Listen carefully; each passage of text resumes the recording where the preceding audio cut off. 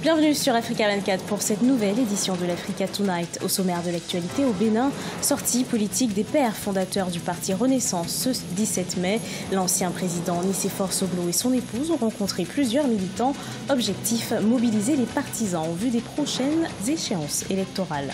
Le conflit diplomatique entre l'Égypte, le Soudan et l'Éthiopie autour du barrage dit de la Renaissance est en passe d'être résolu.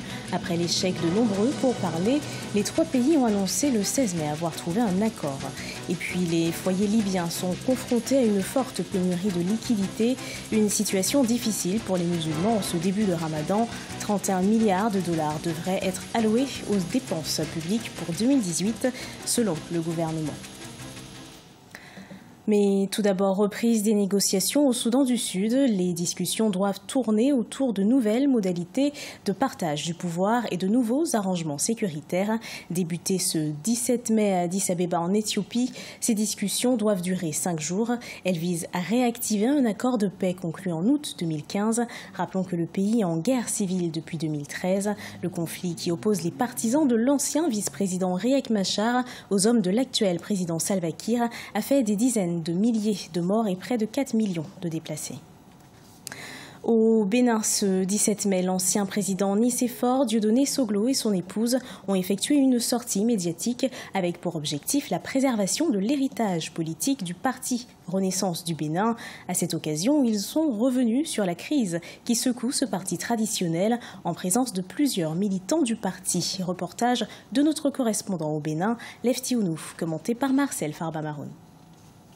La crise qui secoue le parti traditionnel Renaissance du Bénin depuis mai 2017 continue d'alimenter les débats au sein de l'opinion publique. Une frange des membres du bureau politique du parti avait destitué Léadi Soglo de la tête du parti en mai 2017 avant de l'exclure définitivement du parti quelques semaines plus tard. Ce jeudi 17 mai 2018, l'ancien président Nicéphore Soglo et son épouse Rosine Vieira Soglo, père fondateur du parti, sont montés au créneau pour fustiger les actes et décisions des dissidents. Selon eux, cette sortie vise à préserver l'héritage politique du parti. Les fossoyeurs s'agitent bruyamment, font même de la provocation au mépris de la loi. Parce que nous sommes devant les tribunaux. Et surtout les règles qui fondent une cohabitation pacifique, suivant le principe sacro-saint du vivre ensemble. L'ancien président Nicéphore Soglo et son épouse Rosine Vieira Soglo ont fustigé l'exclusion de leur fils du parti. Cette sortie est aussi une occasion pour mobiliser les militants en vue des prochaines échéances électorales, notamment les élections législatives de 2019. À cette rencontre, c'est vous le parti. Oui. Vous êtes la Renaissance du Bénin. Et il vous revient maintenant de lutter pour conserver notre héritage commun contre vents et marées. Nous devons ensemble nous ceindre les reins. Nous avons, on n'a pas peur. Nous l'aime, ma sauvegarde. Et rebâtir notre maison commune pour gagner les batailles à venir. Seul ou en alliance.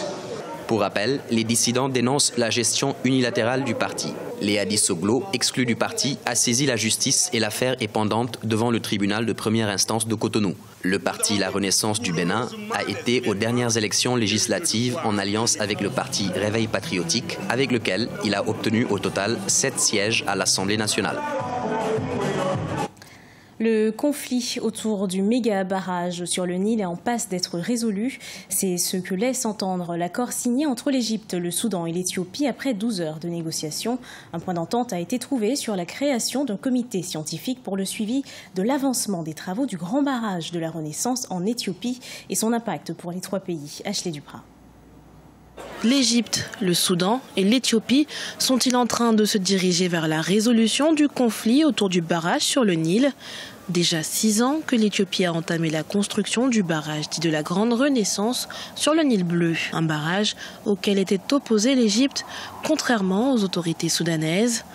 Après l'échec de nombreux pourparlers, le 16 mai, les trois pays annoncent avoir trouvé un accord. Nous avons réussi à trouver un certain nombre d'approches gagnant-gagnant. D'un coût de 4 milliards de dollars, le grand barrage de la Renaissance éthiopienne est censé devenir la plus grande centrale hydroélectrique d'Afrique, avec une production de 6000 mégawatts.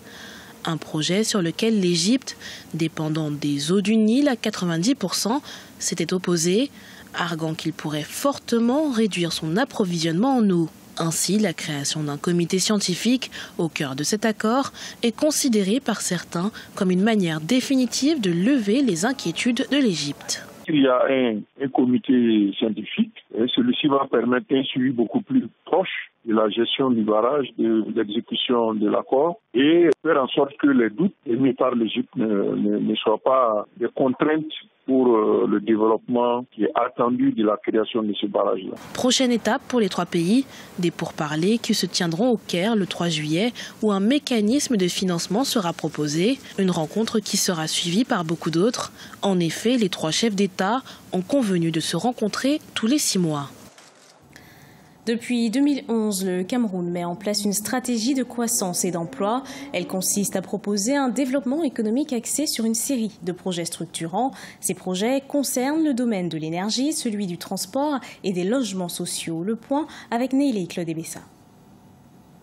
Les projets structurants annoncés par le président Paul Biya en 2011 sous le label des grandes réalisations sont en cours de finalisation au Cameroun. Les 10 projets interviennent dans des domaines stratégiques tels que l'énergie, les bâtiments et travaux publics, les transports, les technologies de l'information et de la communication, le développement urbain et l'habitat. Porteurs de croissance et d'emploi, les projets structurants semblent d'ores et déjà porter des résultats. Certains d'entre eux, tels que le barrage hydroélectrique de Lompangar, le port de Kribi, ont fortement contribué à absorber et à résorber une grande portion du chômage et donc à accroître la stratégie de l'emploi. Allant de janvier au 31 octobre de l'année 2016. Et à cette époque-là, effectivement, on avait déjà enregistré dans notre banque de données 320 000 emplois.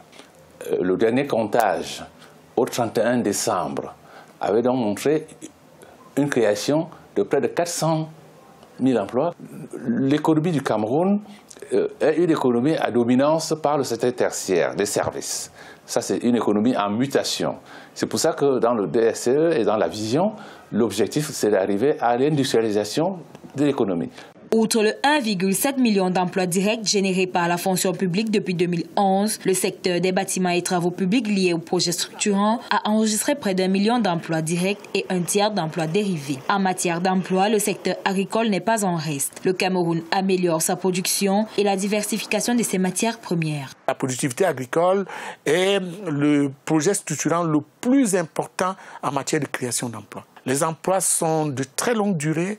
Et si la jeunesse y rentre, on a des niveaux de compétitivité qui jouent également positivement au niveau de la croissance, qui va permettre aux jeunes d'être capables de produire ce qui se vend, de produire ce qui s'exporte. Les projets structurants créant des infrastructures permettant d'écouler les produits vont certainement permettre à la production agricole d'être compétitive.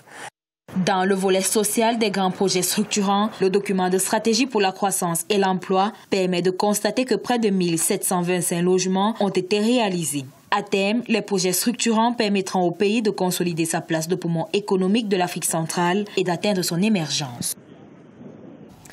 Le Cameroun qui justement célèbre ce dimanche 20 mai la 46e édition de la Fête de l'Unité, un événement exclusif que vous pourrez suivre en direct sur notre antenne à partir de 8h GMT.